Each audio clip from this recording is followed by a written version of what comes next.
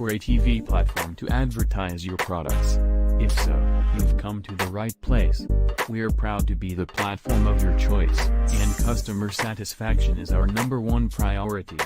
Let our television platform help you advertise your product and services. No matter where your prospective clients are, we have the media resources to reach them. We offer the most affordable prices, and a trial will convince you. So, contact us now and find out why so many local customers come to us for all of their advertising needs. Contact us at 416-835-3133 or email us at dork2@gmail.com.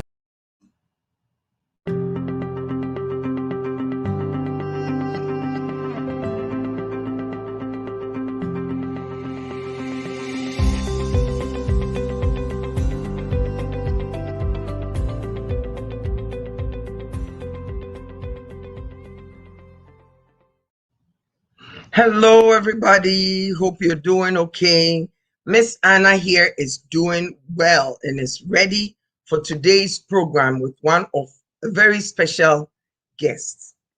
This week has been quite gentle, beautiful, but unfortunately, we here in Canada are still dealing with the discovery of the remains of 215 kids from the Indigenous community. What I want to say is that our prayers are with the families. Our prayers are with all those who are touched by this tragedy. We can't begin to understand what you're going through, but all I know is our prayers, my prayers from the Aidoo show are all with you, praying for healing, praying for strength, and to let you know that yes, you've lost a loved one, but tomorrow will be better. God will give you the strength to cope with anything that you're going through. And it goes to everybody out there as well who's struggling, who's going through difficulties. May God be with you and keep you. To this week, I decided to think about being thankful for everything that we have. And so I looked for a poem that is about being thankful. And it goes, be thankful that you don't already have everything you desire. If you did, what would there be to look forward to? Be thankful when you don't know something, for it gives you the opportunity to learn. Be thankful for the difficult times. During those times, you grow. Be thankful for your limitations because they give you opportunities for improvement. Be thankful for each new challenge because it will build your strength and character. Be thankful for your mistakes. They will teach you valuable lessons. Be thankful when you're tired and weary because it means you've made a difference. It's easy to be thankful for good things. A life of rich fulfillment comes to those who are also thankful for setbacks. Gratitude can turn a negative into a positive. Find a way to be thankful for your troubles, and they can become your blessings. Why did I choose a poem about poetry? Because through my struggles, I tried to look at all the good things that have happened in my life so that I can see that it's not all bad news. And so as I reflect on my own life, I'm grateful for family. I am grateful for work. I'm grateful for the opportunity to come to you and speak important things into your life. What are you grateful for? Try and make a list of it so that it's not so bad. So that when you look at it, you can see that it's been a mixture of good and bad, and you've grown through it. Last week, I was listening to a podcast with Tony Robbins, and the question he asked was, what are you stacking? Are you stacking the good things or the bad things? That's what I'm going to leave you with this week. And today, I am grateful, I'm excited, I am honored to have Imama Farheen Khan on the Aidoo show for us to talk about a few things. Ladies and gentlemen, as I always do, in order not to miss anything important that the guest also wants to be heard, I like them to introduce themselves. So, ladies and gentlemen, let's welcome Imama Farheen Khan. Hello. Good morning, lady. Good morning. How are you? I'm doing well, thank you. How are you?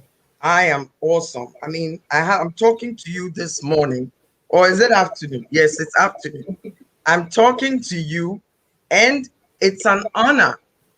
I want to say thank you for agreeing to come on the show. So we're going to get, because there's so much to cover when it comes to you, we may have to do two or three along the way. But first, I want to welcome you to the Anna Aidoo show. This show aims to educate, inspire, and encourage people to live their best lives. And I wanted to talk to you because I've known you and I know your work. And I want us to highlight some of the good things you've done. So, my first thing is, I would like you to introduce yourself. Well, firstly, thank you for the opportunity, Anna. It's really always a pleasure to see you, and thank you for bringing me on the show today.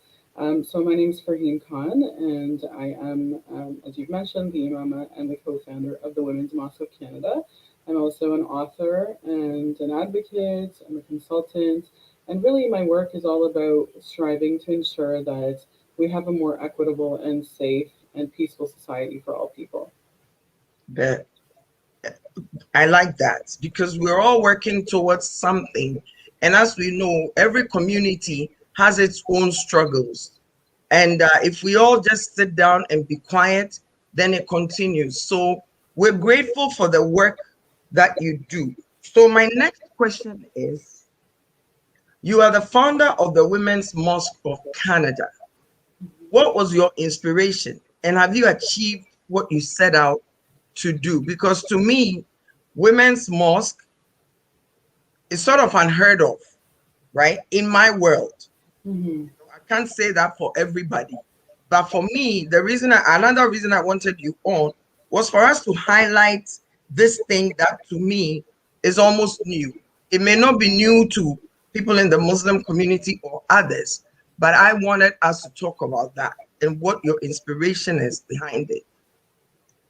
Yeah, so the inspiration for the Women's Mosque came about, I would say, 10 or 12 years ago. And at that time, we did a lot of like focus groups and one-to-one sessions with a lot of the other scholars and teachers in the community. And to be honest, the response was very mixed around whether we should have a Mhm. women's mosque or not.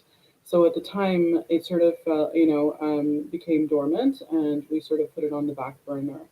And then, a few years ago, in 2019, actually, I had the pleasure of going to Mecca, which is our sacred, which as Muslims we believe is the most sacred or holy land that we believe on the planet. So Mhm. when I went there, it was just another reminder of how beautiful our sacred spaces or our, house of God are, and how important they are in our spiritual and mental, physical wellness. Right? It's so Mhm. important to have a beautiful place for healing. Yes. And so for me, it was like, okay, this is the time for us to go and start that women's mosque. And to answer your question, Anna, like women's mosque, the concept is not new. They have been many historically in China. There have been many Muslim women-only mosques, in that space. Also in North America now, or I would say like in the West, right, or the Northern Hemisphere, if you want to call it that. There's five, so we're the fifth in the Northern Hemisphere that exists at this time. Okay. So why the separation? Why separate the women from the men? Because I know about mosque. I mean, we all know about mosque, right? Mhm. And we know that Muslims go into the mosque for prayer and all of that. Why the separation? Why a women only mosque? Yeah, that's a great question. I think the purpose of the Women's Only Mosque at this time is for women to find a place of healing where they can be safe, that they can connect with their Lord in a way that feel safe and non-judgmental, and where they are, you know, welcomed, right? Part of the Mhm. challenge has been that the spaces that we have currently aren't always as accessible to women, Okay. and or they don't have, speakers and such that are women, right? That are representative of themselves. So this is part of Okay. the challenge. But one of the other things that's really important, and I just want to emphasize this, is that we're not trying to create an isolated space for women, right? This is a place where women get strengthened, they find healing, and then they go back into the community. Okay. And a lot of the women that we work with actually are women that have experienced, some form of violence or abuse. And so, sometimes there is a place where you need to just have a women's space, right? Right. Right. It can be very triggering if there's men around. So this is partly the reason for it, is to make sure that women fully feel safe in having those conversations, and then are stronger, right? To be Hmm. able to go Hmm. back in community. Hmm. I'm very proud of that in the sense that I like that you're saying that women need to feel safe. It's not judging anybody. It's not pointing fingers at anybody. But sometimes when you're surrounded by women and you're talking about women's issues, it's easier to talk about it Yeah, without men there. And it's not only in the Muslim community, it's all over. But exactly. Hmm. I respect, was it challenging to get the women's mosque established? Was it challenging? Well, it's certainly been a challenge because a lot of because it seems to be such a new concept. There has Hmm. been some, questions and concerns about it. But I would say that we've accomplished quite a lot. Now we're moving into our third year at the mosque, and we've got a few hundred women that are like constant, like, are part of our following our group. Hmm. We have a growing community, and the thing is that the awareness about the mosque and the issues that women are facing has Hmm. gone beyond us, right? And now we're starting to see, also in the mainstream mosques, that people are finally starting to talk about women's issues and the importance of having women at the table. So I think we're doing more than just having the physical space. I think we're also starting to influence the narrative that's taking Hmm. place more broadly. Hmm. Wow, that is awesome because it's quite refreshing, at least for me, it's quite refreshing to see women, Muslim women. You know how the narrative hasn't exactly been positive when it comes to Muslim women. It is a breath of fresh air for me to see that Muslim women, and you and I have known each other for a long time, and I commend you for carrying this journey. Has it been a lonely journey? Do you find that it's a lonely journey? You know what? I find that it's actually interesting because as a woman of faith, like, I believe that, God, or Allah, how we refer to God, really brings the right people into your life at the right time. So I'm grateful that I have, a really solid support system. That I can tell you though that they're not all Muslim that are supporting, right? There are some that are outside the community that have been really great allies as well. And so I'm very grateful to have that support. Yeah. I like that you mentioned that in the sense that sometimes we think we're going to get all our supports from our own community or the community that we're serving, and Hmm. we end up finding that it's other people from elsewhere who sort of admire the work we do and also want to see change that come out to support us.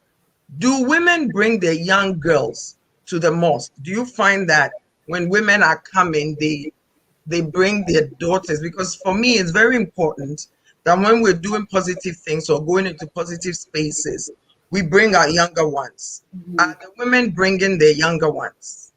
Yeah, absolutely. When we were meeting before COVID, when we had like the physical prayers happening, right now because of COVID, we're virtual, like most of the mosques at this time. Mm, But certainly, when we were doing in person, there were women coming with their children. In okay. fact, we also had events where sometimes we do panel discussions, Anna, where we actually have it open also to the men to be able to participate, so that they can Right. also see. Right, we're not there's nothing to hide. It. We really are genuinely having beautiful conversations about women, Hmm. and Hmm. talking about who we are as women, and, excuse me, and the challenges that we face. And so, even that, it was really heartwarming to see like women coming with their husbands and their little babies and this type of thing, right? So it's definitely helpful to see that. I like that you brought up the issue of men being invited into the space, because I think sometimes when we talk about all women this and all women that, men tend to feel like we're ganging up against them. So it's important that. So do you find that when they come, their attitude changes about their thoughts and all of that? And are they encouraging? I would say for the most part, I mean, certainly with anything, there's always going to be some people who are going to be naysayers. So that's not, and it's, I'm not going to, deny that that's happened. But I say for the most part, the people that have been, the men who have arrived and come to the events have been very supportive. Yeah. Or at the very least, Anna, they've been neutral, right? They've not said Mhm. anything positive or negative, which, Right, you know, right. is also a response, right? Beautiful, beautiful. So let's say you come together to have a prayer and it's just the woman and the man shows up. Do you tell him to leave or he joins in the prayer? No, we would ask him to stay outside so that we could do the prayer, Okay. just out of respect for the women, because we do create that safe space for the women. It's not to say that there aren't men who would like to come, but we are holding that space as being sacred for women. But we Mm-hmm. have events, here and there where we'll allow the men to participate in that. But those are usually out of the space. They're not in the physical space then. Mm-hmm. They'll be in an Mm-hmm. external space, right? That is good to know, in the sense that it's even calming for me, because a lot of times when women suffer trauma, they need a space in which they can be heard, sometimes just sit, sometimes cry, Yeah. sometimes show their fear. And when the man or the men who have caused the pain or the torture or the trauma are there, it sort of stifles the woman. She's not able to do, say or do what she wants to do. Am I correct? Yeah, absolutely. And I think that that's the thing, right? And that's like, there's a lot of guilt and shame that's being carried by the women who've experienced, violence, violence in against women in all of its forms, right? Like, and it's not because it's often because people are projecting on them, right? Oh, you're Right. damaged goods. Oh, you're not good enough to, connect with God anymore. You're too dirty. You're filthy. This type of thing, right? So Mm, they're vulnerable, right? And yes. these women need a space to be able to hold that and say, it's okay, right? It's okay. It's not your fault, and we believe you. And it's time for you now to it's okay to connect with God, and it's okay for you to you're no less because of your experience, right? Hmm. That's the Hmm. key. You're still the beautiful woman that you were, no matter what, and you Yeah. have the right to connect with God, right? Yeah. That's the key message. Wow. I almost want you to repeat that whole, I almost want you to repeat that whole part again, about the fact that, you know what you said. The reason is that I think so many women live with guilt and shame and sorrow and this and that. That stops them from living their full potential, Mhm. right? But if they can set all that aside, I know it's difficult, then they will discover more of themselves. They will pick up their strength, they'll pick up their courage. So go through that whole thing again that you said Yeah. about the fact that the women need their space, and what you said. Yeah, so I was just saying that, there are a lot of women in our community, like in other communities as well, where they really feel a lot of guilt and shame, right? And there's a lot of pain. And so the goal with the mosque really has been to bring those women in and say, you're not alone in this. A lot of us have experienced these things as well. And you are no less of a woman because of those experiences, and you have every right to connect with God, and this is a safe space to do that. And we as sisters are here to acknowledge you and to witness your experience, right? That's the goal of the mosque. Beautiful, beautiful. And even for me right now, as you're saying it, I'm almost tearing up because we're all carrying so much that we don't even want to talk about, right? We don't want to talk about, and we're just going up and down, trying to live life haphazardly. But I thank you for making um that statement. So the other question is, you've written two books, Mm-hmm. right? Please give us the titles of the books and the inspiration behind it, and how you felt when you held the book in your hand, because I know how hard it is to write a book. So give us the names of both books and then tell us how it felt, the inspiration behind it, and when you first held the first book in your hand. Great. Well, I've written two books. The first one's called From Behind the Veil, A Hijabi's Journey to Happiness. And the second's called The Hijabi's Journey to Love, Laugh, and Live. And both of them actually, I often say, like, I wasn't planning to write books. They were really just my journals that I started to write because I was, upset or unwell or dealing with a lot of challenges. And I would just write so that I could, get it off my chest. That was initially the first kind of iteration of these books. And as I, went along writing, I would collect them just for myself, so that perhaps one day I would go back to them. And then I was, I actually ended up going to um, a talk one day, and I saw somebody speaking about, how he was a publisher and how, books could make such an impact on people's lives. And I thought to myself, somebody else might be able to relate to some of my stories. Mm-hmm. And perhaps if I've done that, I'll be able to make an impact in somebody else's life. And that person may not feel as alone as I did in those moments when I was going through Mm-hmm. those things. So the first book is really about my life story. Well, it has a lot to do with my journey from like corporate Canada into working as an activist, and a lot of the work has been because of, and that primarily happened because of an attack I experienced after 9/11. So it's the journey of going through that process, right? Of really, sort of coming out the other end of being a survivor of violence, and what that, how I was able to move sort of from my pain to a place of purpose, right? And Mm-hmm. actually, use that to do the work that I do. Right. The second book is more about my personal relationship that didn't work out so well. I had an arranged marriage, and ultimately it didn't work out. And then just being able to go within Anna and really understand that the most important thing I should be doing at this moment is loving myself, right? And Mm-hmm. taking care of myself. And Mm-hmm. despite the stigma and all the things that were attached to, getting quote a divorce, right? It was really about really, finding that space and creating that space to become healthy. So as a result, I lost a lot of weight and I started to, just find more confidence in myself. And that was really Mm-hmm. important. Because no matter who we are, like, and no matter what we achieve in our lives, I find for myself anyway, I'm always still dealing with issues around, unfortunately, as women, often we internalize it so much, right? The self esteem and self confidence and Mm. all of this type of stuff. So, despite me doing all of these things, I still had those moments. And so that's what this book describes. Okay. Give me the title of the second one again, because it Sure. makes me smile and I want it to come from you. Sure. It's called The Hijabi's Journey to Love, Laugh, and Live. Yeah. So the reason I love that title. Why?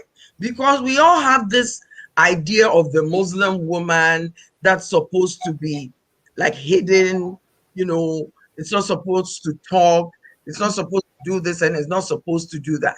But this title is almost like setting your spirit free, Yes. like taking charge of all those things that are your rights. Does it feel like that?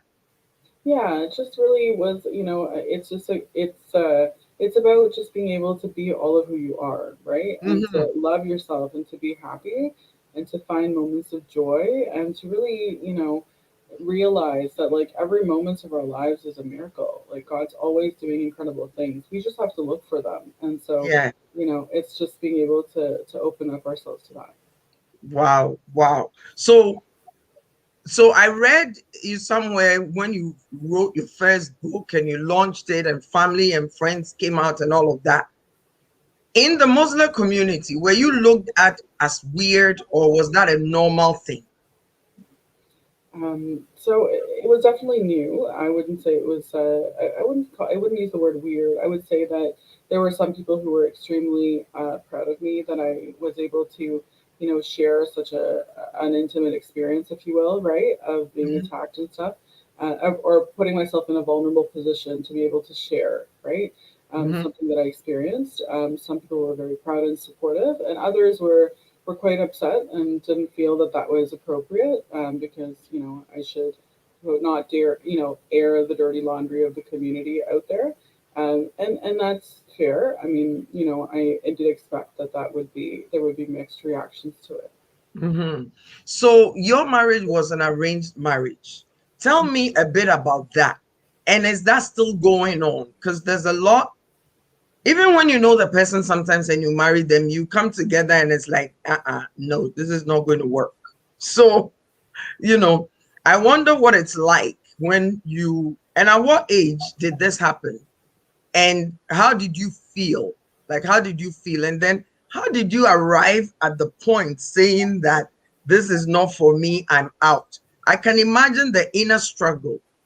Yeah, so I think what happened was, I actually was, my family, we often get in our community, often women, uh, I grew up in a very conservative household, so I'll put it that way. In the more conservative homes, they often get their daughters married very young, right? So we're talking 16, 18, this type of thing. And so it was very unusual for me to be 30 and not have gotten married yet. But Okay. I was doing many things to support family and community that kept me very busy. Right. So, there was a reason for it. But there was a lot of pressure that was like, you're getting older, Hmm. it's time, right? Which is not, uncommon. A lot of women get this type of pressure. And Yes. so for me, it was like, okay, well, maybe I should. At the time, I was, managing the sexual assault center. And it was like, okay, maybe I can do this. And so the arrangement essentially was that I was introduced to somebody, and we had perhaps maybe a few weeks to get to know each other. Like it wasn't very long. Hmm. And so, I thought I was doing my due diligence by introducing him to my friends and people who know me so that they could give me a good assessment. And then essentially, we got married within 3 months. And I'm grateful that we actually didn't end up moving in with each other, and that we had some time in between. But, you know, ultimately, we were married by law and, by faith. And it didn't work out the way I had anticipated. There was some, immigration fraud essentially that's happened. So when I found out that that was the case, if it was anything else, Anna, I would try to make it work. But Hmm. when it's about deception and betrayal, it's a different story, right? Yeah. Because then there's no real want to be in the relationship with you. It's Right. really just about wanting something, right? Right. Of benefit to themselves. Hmm. And so that's when I made the decision that, that's not something I want. I actually genuinely wanted to have a marriage, and unfortunately, and that's not what it was. So I chose to leave. Obviously, as you can imagine, people were not unhappy with that because divorce is so, looked down upon in many ways. Yeah, I was gonna Although ask. religiously it's allowed, it's permissible. So it's not that it's not allowed, right? It's just that communities often, within different communities often still look down upon it because ultimately it feels like it's the woman's fault that she didn't try hard enough or there was something Hmm. wrong, Hmm. right? And this is basically what I experienced. Yeah. Wow, wow. You're a very brave woman. I really admire you, and you know that. So the other thing as well is you're a victim of an Islamophobic attack, right? What does that mean? Because sometimes we all make statements or we do, oh, these people are like this or those people are like that. When I hear certain statements made, I want I want us to educate people about it. So when we say Islamophobic attack, what Mhm. does that mean? And how did it affect you then and it's affecting you now, if at all? Yeah, so I would say that it's basically classified as gendered Islamophobia. And so what that means is that women are being attacked or mistreated or you know um, neglected, or it could be a variety of things that Hmm. Muslim women are experiencing primarily because they are Muslim, right? Or that Yes. that they identify or visually are seen as being Muslim. And the perception is that women, Muslim women, are vulnerable, and so it's easier to attack a woman versus Mm-hmm. to go up to attack a man from Mm-hmm. a hate perspective. So this is primarily what happens. Now, how gendered Islamophobia, is felt on different people can be different, right? It could be Right. very physical. Often we find that women are it's more sexualized in nature versus men. Most men will be punched in the face, whereas women might be, sexually attacked or raped, etc. Right. Or it could be something very different. It could just be somebody like spitting on you, or like yelling at you, or this type of thing. Or it could be a subtle microaggression. So there's many ways in which Islamophobia in general happens, and then on top of that, being a woman, it can be different. So for me personally, I had an attack after 9/11 as well. It was physical and sexual in nature, unfortunately, but I was able to get out of it, and ultimately, it did impact my life, Mm-hmm. in a very real way, right? Like, Mm-hmm. it as a woman, first and foremost, it was hard because I was dealing with what it meant to be a survivor, right? So there's a lot of like self hate and guilt and shame that you carry because you're not really sure. We have such belief systems often about what it means to be a woman, and Mm-hmm. uh, what violation looks like and how it impacts a woman, right? And her Mm-hmm. ability to not be seen as damaged goods, this type of thing. So, despite being at the manager of the sexual assault center, I still had these struggles internally. Like, I was Yes. still dealing with these questions, like, am I still good enough? And, these types of things. So that was part of my journey for myself. And then after that, I would say that, it actually, not that I would want it to happen to any other woman or to myself again, but it actually strengthened me in many ways because that's what really shifted my work, right? Like Mhm. um, Yes. I didn't move into the work around the violence against women until after that happened, right? Mm-hmm. So that's why I kind of moved into this type of work around working with women because sorry, I was married while I was working at the sexual assault center. When I had attacked, I wasn't. I was still in corporate Canada, but I made the decision to move into the anti-violence sector at that time. Mm-hmm. I was like, if I've experienced this and this has impacted me so terribly, then how can then I'd like to continue to support other women who are experiencing these things as well. Yes. Yes. One thing I really admire people that when something happens in their life that is so traumatic, who take it and make it a purpose, instead of just leaving it behind and things like that. So in working, is it a rape crisis and sexual assault center, right? Did you find that rape and assault, sexual assault is common? Like were your lines busy? Were women coming in assaulted? Is it very common and prevalent? Yeah, in general, in Canada, the statistic around violence against women is 1 in 3 women will experience some form of violence. So it's very prevalent. It's actually quite staggering, right? So we know that this is a problem.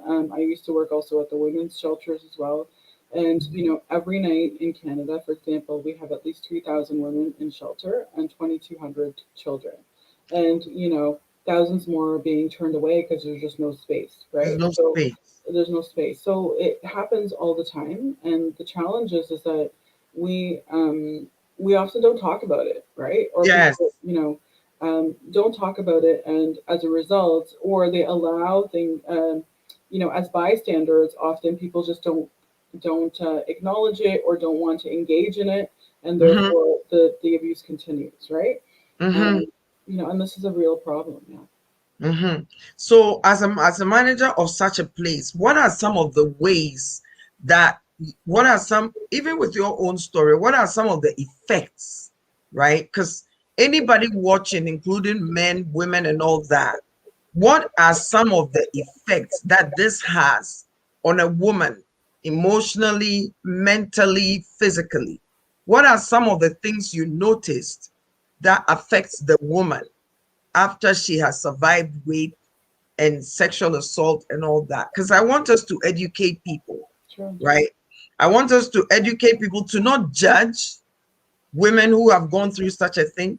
And I want us to educate people who rape, not only women, but boys and men, I want us to explain a little bit how it affects that person's lives and for them as well to think things through and to stop it. Yeah, well, first I would say, Anna, that often we talk about this in the anti-violence sector, that sexual assault and rape is not it's about power over. It's about dominance, right? It's about Mm, trying to make yourself feel stronger and the other person feel weaker. mm, It's not, it has nothing to do with temptation or wanting to, like, rape a woman because you like her, etc. It's very much about this dominant effect on somebody else, right? right, right. Problematic, right? So often we blame the women first and foremost, saying, "Oh, she was Yes. dressed this way, or she was too covered, or she wasn't covered at all, or she had this kind of hair, or she did this." Right? So we blame women first and foremost, even before it's happened, right? Hmm. That Hmm. women aren't, quote, we're somehow a distraction to the men. This is always the problem, right? Right, But first and right. foremost, that's the thing to remember, that it's not about the women and it's not the women's fault, right? The other Hmm. thing is that once it's happened, there is a lot of trauma that women are going to carry with them. So it can manifest in different ways. Some women will go through, extreme mental health concerns, whether it be like, depression or have high anxiety, right? Hmm. It could be towards men in general. It could be towards everybody. It could just Hmm. be that they want to, like, go within and just not engage with anybody after that point, Hmm. because of the belief systems that we often have in our communities. I'll speak for myself, around the fact that women become damaged goods after these things happen, right? There's a lot of stigma. And because Yes. of that, depending on what country you're living in, there's a lot of like heckling and, harassment and all this stuff that happens to women because suddenly they're somehow, damaged goods, and that means that they're open to being, accessible to any man who wants to, right? And this is Right. very problematic. It's not acceptable to do that, right? No. And so this is what we tell women, especially, is that you're no less a woman because you've been violated, right? Hmm. You're still the same woman you were, and so there's, and so that the self esteem, the self, worth starts to get impacted, right? There's Yes. a lot of impact on trust and being able to trust people. These Right. are all very common experiences, right? Hmm. Hmm. For some women, it could even be that, being able to come to a close proximity to another person can become difficult because Yes. of trust, right? Yes. Yes. And that's a very legitimate experience, having given what they've been through. Hmm. Hmm. So so if let's say you know somebody who's been through something like that, help us understand how we can work with the person or help the person, because sometimes, of course, like we all know that women are judged when they go through these things, even by the person who did what he or she did to that individual. So how do we support a woman or man who has gone through something like that without coming across as being judgmental or perfect, right? How can we support victims of sexual violence and rape? Yeah, I would classify them as survivors, right? I would. Survivors, That's my personal, and that's often what we use within the sector. But how do you support somebody? First and foremost, you believe them, right? The yes. the belief, the acknowledgement, the validation that somebody can give somebody to say, "I believe you. I believe you, and Hmm. I know it happened, and I'm sorry, right? And I'm here for you." That in and of itself is the biggest thing you can do for a survivor, because Hmm. so often people question, "Oh, are you sure it happened? Are you sure, Hmm. you didn't give consent?" Often women, we know in Canada, the statistics, often women don't go to the police because they feel like they'll be re-victimized, and Yes. it's often happened, right? Hmm. So this is the thing. The first and foremost thing is that you want to be able to validate a woman's experience or a person's experience who's been through this, and say, "I'm here for you."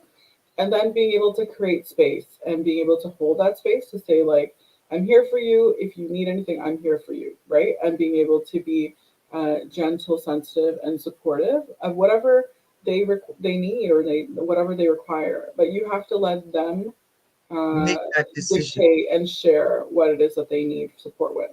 Hmm. So, in other words, just support the person in whichever capacity they need to be supported. Correct. Right. And also, there are some people that may carry this on for a long time.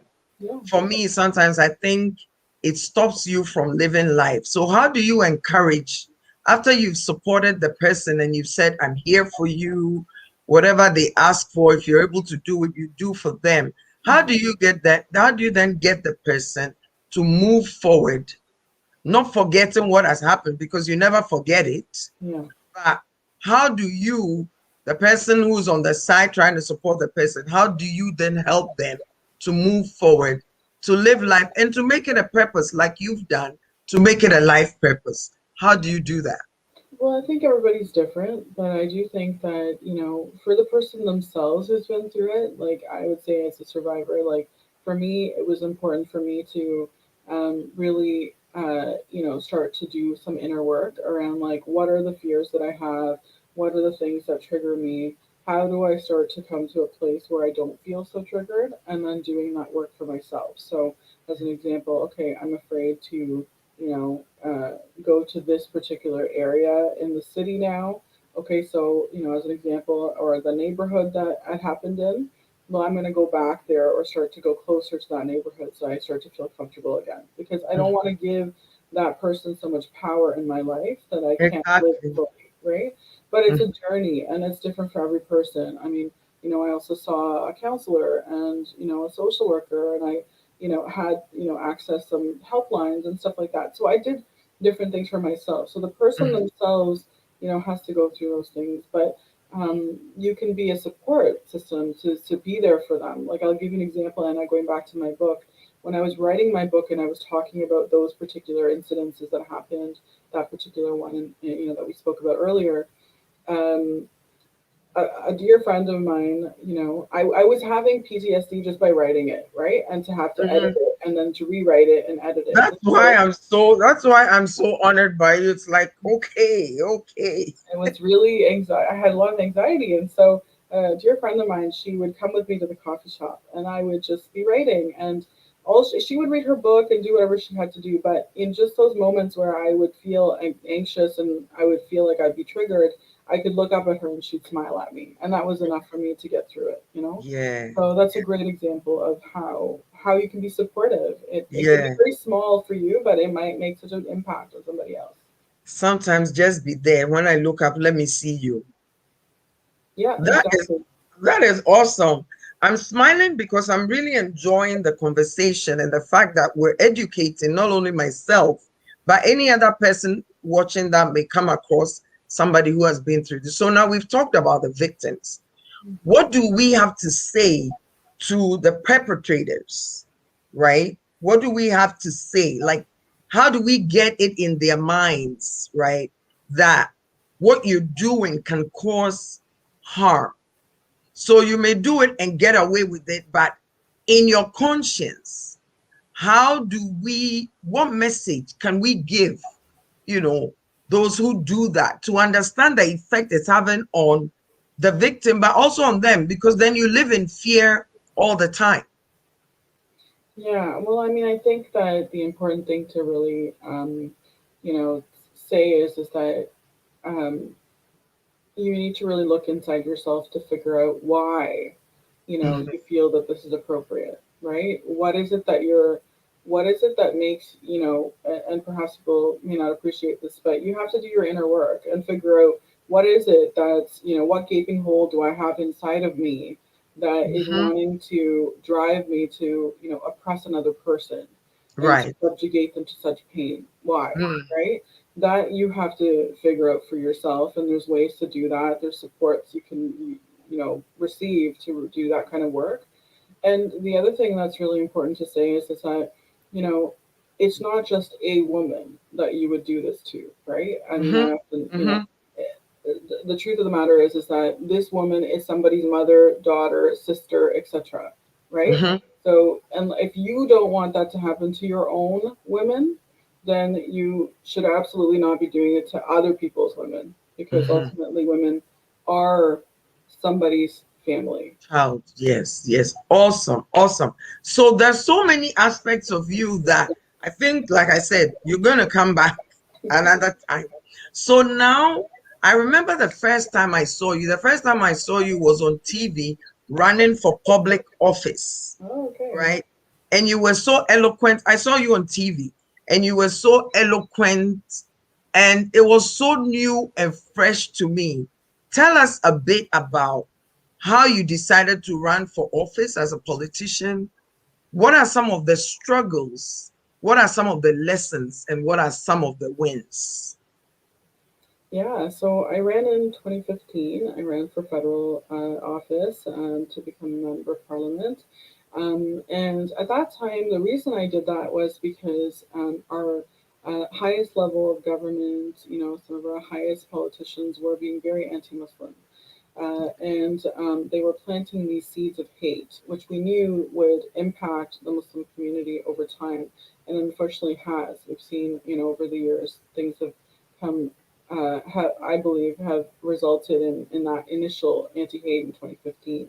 But I really wanted to, I would say it was an extension of my activism. I really Mhm. wanted to, Okay. help people. If I wanted people to see that what was being said about Muslims in the world, as being like very violent and Mhm. inhumane people, was actually very untrue. And Right. so, if I could meet as many people at the doors as possible to be able to educate them, or for them to even see that I was just a normal human being, and not what they saw on TV, then I've done my job. Right. And so, we knocked, it was in 6 months, we did 10,000 doors. And I had a chance to meet a lot of people. And, Mhm. I learned very quickly, right, how the game of politics is played. But I also learned, what I also learned that I have to still live with myself, and that there's, for me personally, integrity is very important, and that I Mhm. wasn't willing to compromise on who I was, um, Mhm. only to be able to hold a position in politics. Right, right. So, what are some of the difficulties that you face? I can imagine going around knocking on doors and somebody opening the door and seeing you with the hijab, and you're talking about all that. What are some of the difficulties you faced, and what were some of people's reactions to you? Because for me, I got excited because I'm all about women's empowerment, women's happiness, and all of that. Not that I have anything against men, but I always say I'm a woman, so when I see another woman thrive, it keeps me going. So, what are some of the difficulties that you faced?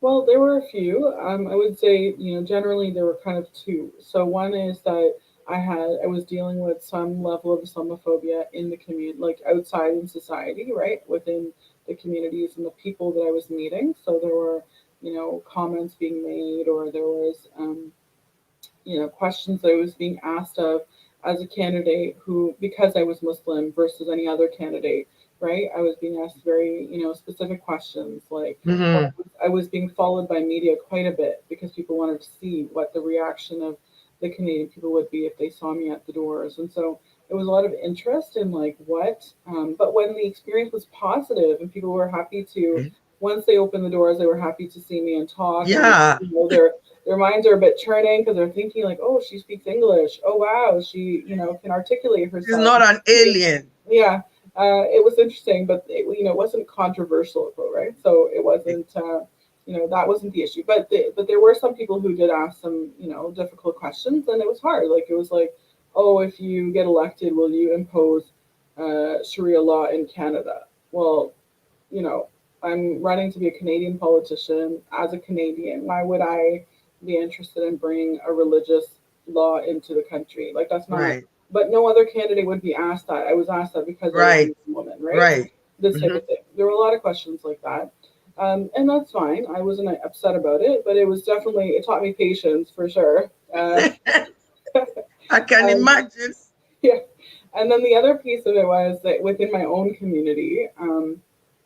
And again, I say this from a place of love. Every community has these problems, so I'm not saying it specifically just about my own community, but there Right. were people in the community who had a concern around me being a woman, being in a position of leadership. I would go to the mosques, I would go to the men's mosque and stand in front of the men, and people would scream at me because I was being distracting. But they would never say that to a non-Muslim woman who came as a politician, right? So there was Exactly. this difference of treatment that was very clear, and so I tried my best to still do the piece of the education piece because I was really there to teach people about, you know, the importance of voting so that, Hmm. we were going to maintain our civil and human rights, right? And so Right. it wasn't about me trying to be a distraction. And so that was an interesting kind of experience to go through that. Hmm. I'm grateful that, I had people around me who were supportive during that time. Yeah, yeah. The beauty of it is you've gained so much experience, right? You said you knocked more than 10,000 doors. Obviously, it's a very, very diverse community and things like that. But I admire your courage for being able to take that step, right? And to go forward. So do you think, what are some of the benefits? Like, what are some of the lessons you learned? And what are some of the good things that came out of it? Because any step we take, there are difficulties and there are good things. So what are some of the good things that came out of it? Well, I think the main thing was that that particular person that we wanted out of office was out of office eventually, right? And that was the Okay. most important thing in that moment to like protect our rights to some degree, right? That was what we were advocating for, the rights of people in general, and having and there were a lot of like you know. Additional powers being given to enforcement and this type of thing that we were trying to advocate against, right? Because Hmm. ultimately those types of things impact marginalized communities, period, Right. right? So that was a big win for us. I think for me personally, it was good. I dealt with a lot of media and learned how to speak to media, right? And I Right. dealt and met with a lot of people. I also, started to understand, like I said, the game of politics, and Hmm. really had a chance to understand also how and what motivates certain people to get into politics, Hmm. and who's actually better in it versus who's not, right? And Right. for me personally, it was a quite the awakening of like perhaps I'm not meant to be a politician, perhaps I'm meant to remain an activist, right? Right. And do the work from the outside, and that's Mhm. okay too. Okay. Yes, that is okay because you're touching lives and you're making a huge difference out there. So back to the women's mosque. How does it work? Like, when do you go in for prayer and all of those things? Because I'd like to come one of these, like once everything opens, I'd like to come and experience it for myself, being with Muslim women, understanding the processes that, because it's education for me as well. So how does it work? Like, how does it work? Well, I mean, when once we are able to, again, we'll have a physical space, and so we'll be able to pray together. You're welcome to join us, and as an ally sister, that's fine. We basically had how we started it initially was we were doing Friday prayers, so we had like our weekly sermons. Hmm. We would do a sermon first on a particular topic. Often we focus on the incredible women from our tradition, women who have made a contribution in the past, as early as the time of the Prophet Muhammad, peace and blessings upon him, or even before that, right? And we talk about their stories because they're so relevant to some of the things that we deal with even today as women. So we would have a sermon, and then we would do our prayer. And then after that, we sometimes sit and we have a discussion. We talk about some of the things that we've dealt with.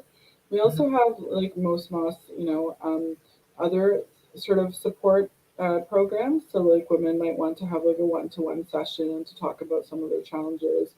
We have group sessions, right? This type of thing. We have some counselors and support, on staff as well that are part of our team. So, there's lots of ways to be involved, and so right now, because of COVID, we're online, but certainly you can learn more about where we are and what we're up to at our website, womensmosque.ca. Womensmosque.ca. So do you think you'll go back into politics? No, I don't think I'll go back into politics. That's okay. We like you just the way you are. Your calmness. I love the calm with which you work. I like the fact that you stand tall as a woman first, as a Muslim woman, as an activist, as a leader, because young Muslim women need to see you to understand that they have a place in society. I need to see you to know that my sister is out there who's also doing her thing. Your courage fills my courage. Your strength fills my strength, so that we all come together and uplift humanity. That is the work I think we do.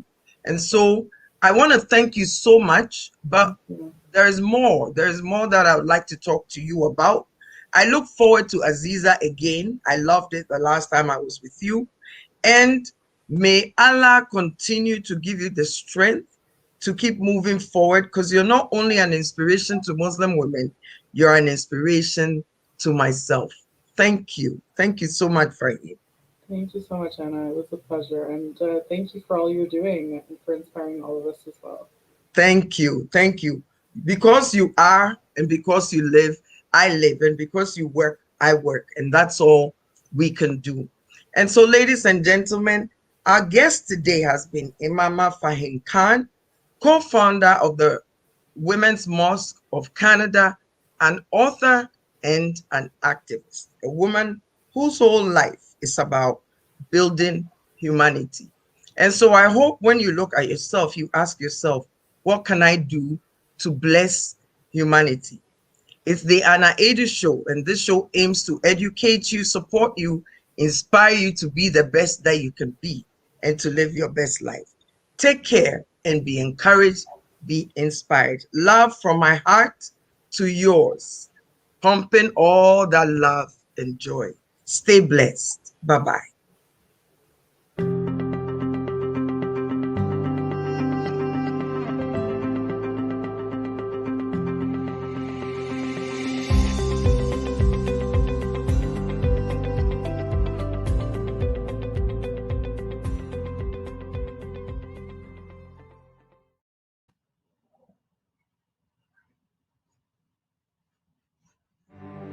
Dak TV.